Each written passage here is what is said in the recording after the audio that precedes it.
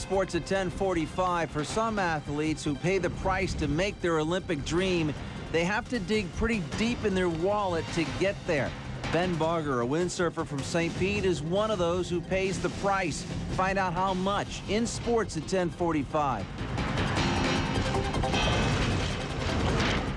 Here's Chip, and you got what do you got tonight? Ben Barger from St. Pete, windsurfer, right now in Athens in the Olympic Games. Did you know, though, that a lot of U.S. athletes living the Olympic dream had to pay for it, too? I spent time with Ben Barger. You get his story next.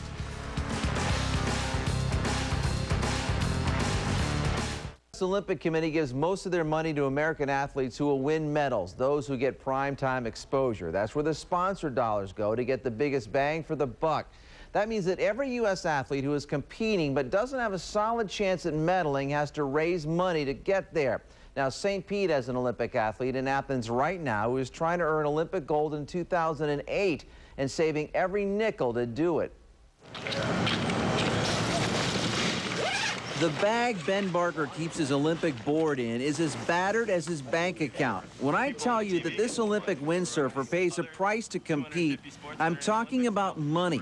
Windsurfing isn't a primetime sport in the U.S., which means a small, tiny piece of the sponsorship pie. Continue to race. I was concerned, you know. All the sports that are on TV constantly during the Olympic Games are very well funded because the sponsors are all on it. And it makes it difficult for sailing because, you know, we're out in the water and, you know, we're trying to support America, but at the same time we're struggling just to, you know, everyone else is full-time internationally, and I'm trying to be full-time. You know, I'm training full-time, but, you know, with half the resources. In Olympic windsurfing, there are just 2 spaces on the team and only one gets to race. There's only one person racing in Athens. So it's very like, you're the best of the best, or you're supporting the best of the best, or you are, you know. Right. There's only 2 people that, you know, are going to go hang out down there in Athens, and I'm the training partner right now. Training in Eckerd College, Barger is ranked #1 in the U.S., top 30 in the world. Winning comes down to what in Olympic windsurfing? First is being the smartest. Yeah. Because it's sailing, you have all the tactical things going on. You can go the wrong way, you're going slow.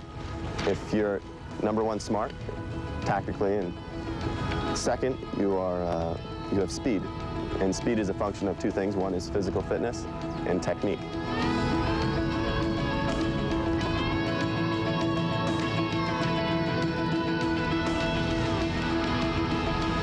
Internationally, windsurfing is huge. Barger competes against athletes from 37 countries, athletes who get 100% government funding. Ben's budget right now, I've been doing it on roughly 30 grand a year.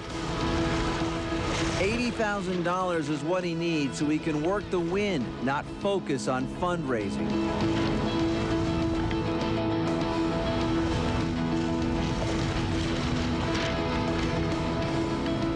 Every dream has its price, and that's one thing I have to get for this, you know, the next quadrennium is the financing.